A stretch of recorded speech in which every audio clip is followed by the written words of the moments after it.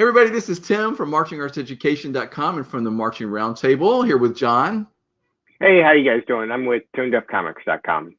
Happy holidays, everybody. We are Yeah. bringing some festive holiday cheer your way. John, thanks for waiting. We're doing this early in the morning, so if we're not very awake, everybody forgive us. I attempted to be a little Christmassy back here, and I love that you're Christmas red. This is my attempt to be Christmassy, but I think I was outdone a little bit by you. Well, I just felt like it was, I don't know. I had these extra lights. I was like, let's go for it. Well, So, my production crew's on vacation right now, so oh, okay. yeah. Yeah. Well, you have to give them some time off every now and then. All right. Terrence needs some time off, and Darby or Trent, who does my makeup, he's gone too. So. Well, that explains a lot. Yeah.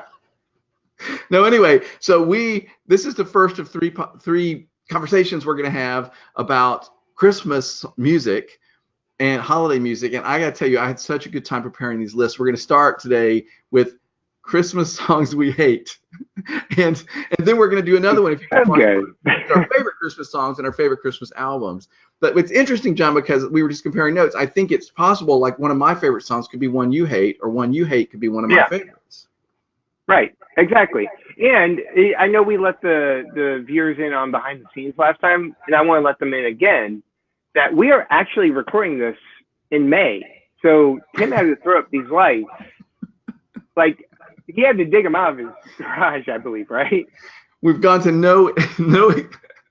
Right. So our tastes may have changed since that point. All right, well, we'll see. We'll see what happens. Actually, I have a really fun list of songs I hate, and I think one of mine is going to be very controversial. So do you want to go first, or should I? Yeah, I'll go first. My first one, so let me preface this with, I don't hate a lot of Christmas songs. Like, I was asking people, as we were talking beforehand, like, which Christmas song do you hate? Some people just flat out answered all of them. I'm like, okay, well, like, great. But so my number 3 is Rocking Around the Christmas Tree.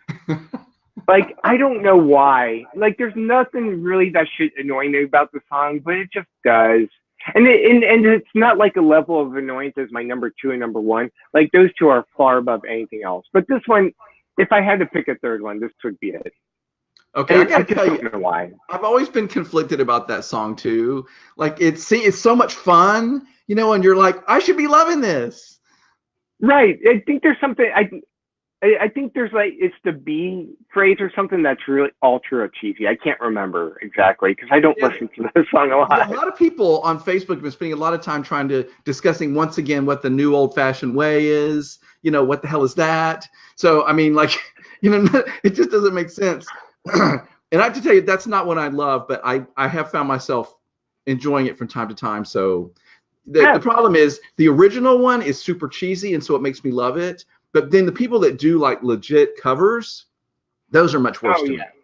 No, yeah, and I think we can talk about that a little bit later because I don't want to spoil any songs on your list. Like, there's some songs that my wife really hates.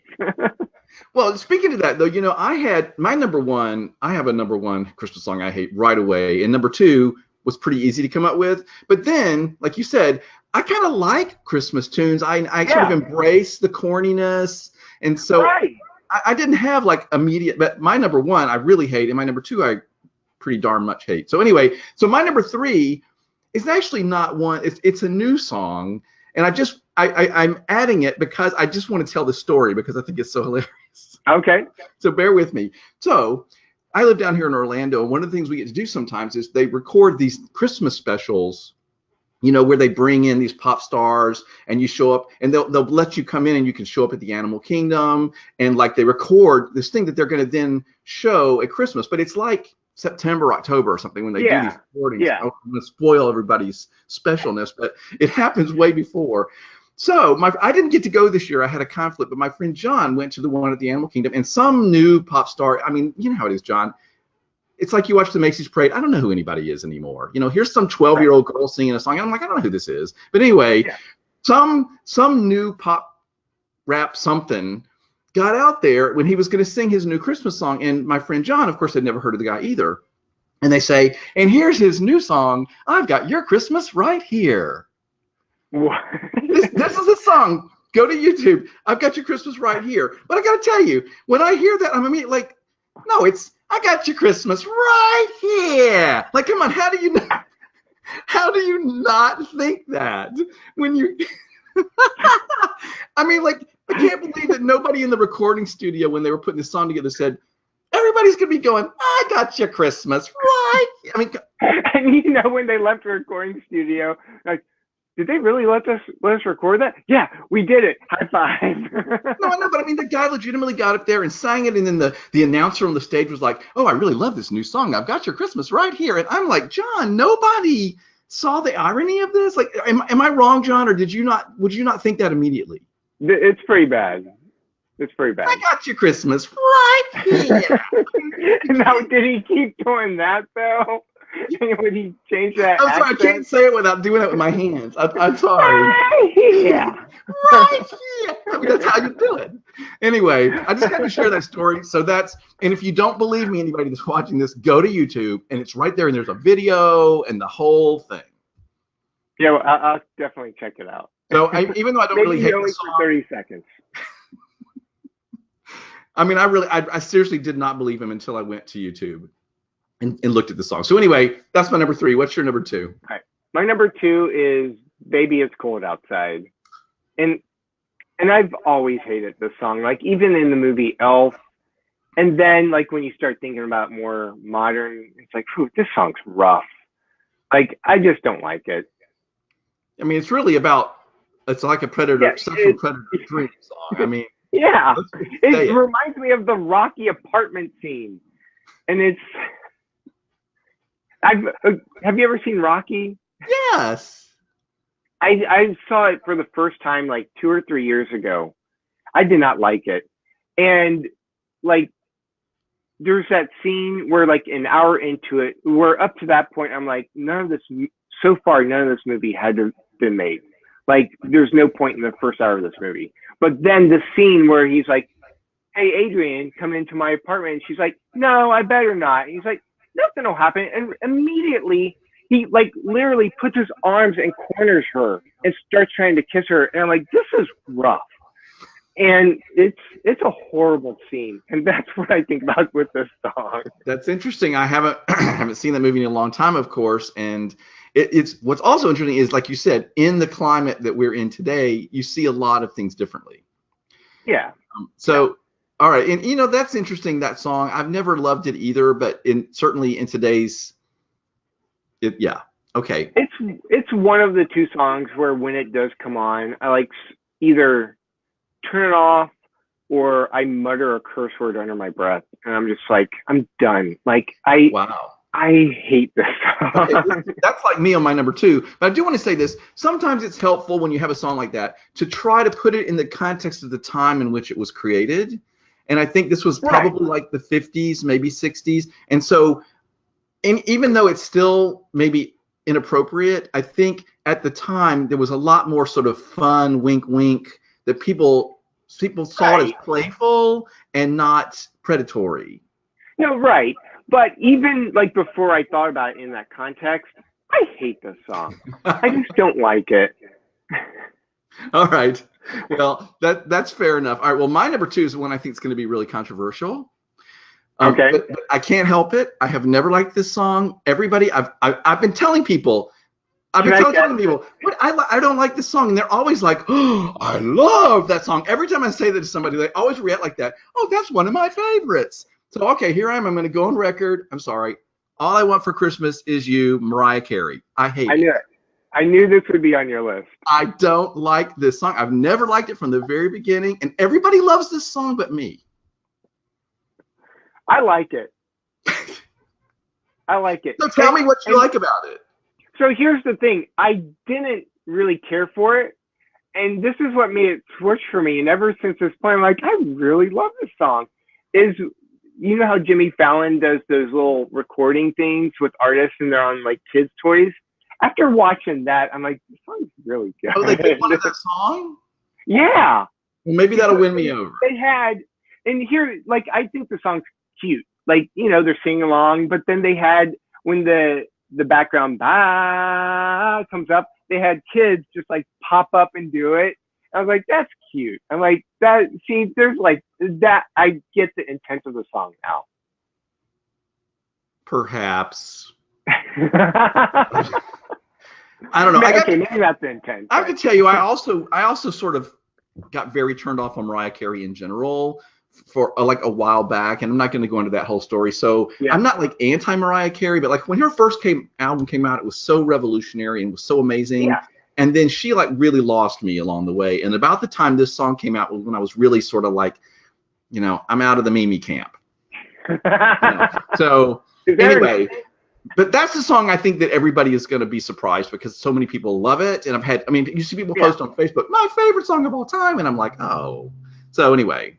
All right. So are we ready for number one? Yeah, we might have the same one. Okay. What is yours? Like, this is how much I hate this song. Oh, I have one I absolutely loathe. Well, it's probably the same. My number one is Christmas Shoes. Oh.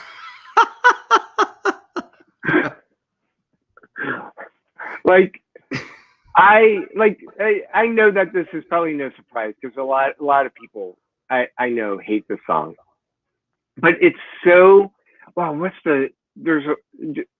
so contrived. Like, like when he was writing, he's like, I'm going to get people to cry during the song, and just the way he approaches it with his like tone, he's like, oh, he's just trying to get people to cry, and like I just hate it because so manipulated. It feels like yes, that's it. He knows what he wants his listeners to do, and that I feel like that's all he's trying to get them to do with this. Good point. That's not my song, but that's a really good point. And I got to tell you this: the thing is, Christmas is so overly sentimental already, and part of that's what we love about it.